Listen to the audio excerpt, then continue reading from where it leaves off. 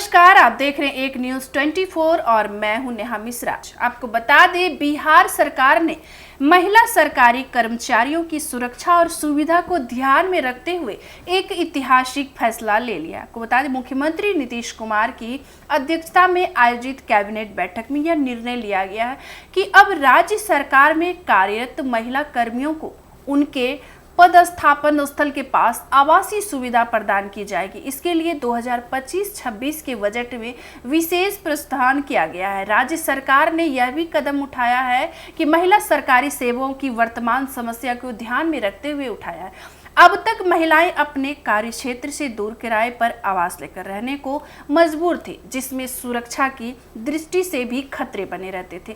खासकर ग्रामीण क्षेत्रों में पदस्थ महिला कर्मियों को सुरक्षित और उपयुक्त आवास की उपलब्धता एक गंभीर मुद्दा रहा है। गौरतलब की राज्य सरकार ने महिलाओं को सरकारी सेवाओं में विशेष प्रोत्साहन देने के लिए पहले से ही 35% आरक्षण की व्यवस्था लागू कर रखी है, जिसमें पिछड़े वर्ग की महिलाओं के लिए लगभग से 3% आरक्षण से निर्धारित है। इस प्रकार कुल मिलाकर लगभग 37% पर महिलाओं के लिए आरक्षित है। आरक्षण की इस नीति के बाद सरकारी सेवाओं में महिला भागीदारी में उल्लेखनीय वृद्धि हुई है। राज्य सरकार की नई नीति के अनुसार महिला कर्मियों को उनके तैनाती स्थल के समीप किराए पर आवास लेकर आवासीय सुविधा उपलब्ध कराई जाएगी, जिसके लिए अनुमंडल पदाधिकारी एसडीओ के माध्यम से कार्यान्वयन की प्रक्रिया तय की गई है। आपको बता दें, मकान मालिक से आवेदन आमंत्रित एसडीओ अपने क्षेत्र में इच्छुक मकान मालिकों से आवेदन आमंत्रित करेंगे जो अपने भवन को सरकारी महिला कर्मियों के लिए किराए पर देना चाहते हैं। दूसरा, कमेटी का गठन इन आवेदनों पर विचार करने के लिए एक समिति गठित की जाएगी, जिसके अध्यक्षता जिला अधिकारी होंगे।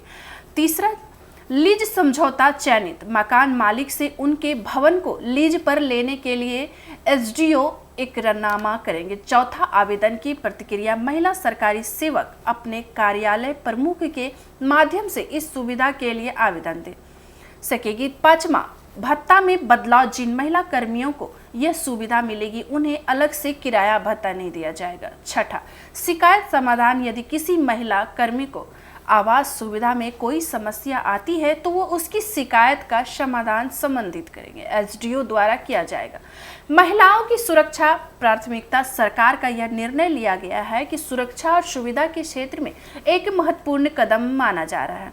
खासकर पुलिस, शिक्षा, स्वास्थ्य और प्रशासनिक विभागों में कार्य करते महिला कर्मियों को इससे बड़ा लाभ मिलेगा। ग्रामीण क्षेत्रों में महिला कर्मचारी के लिए उपयुक्त और सुरक्षित आवास की व्यवस्था करना लंबे समय से एक चुनौती रहा, जिसे अब सरकार ने प्राथमिकता के रूप में स्वीकार किया है। नीतीश सरकार की महिला शक्तिकरण की और एक कदम। बिहार सरकार द्वारा समय समय पर महिला शक्तिकरण के लिए कई अहम फैसले लिए गए हैं।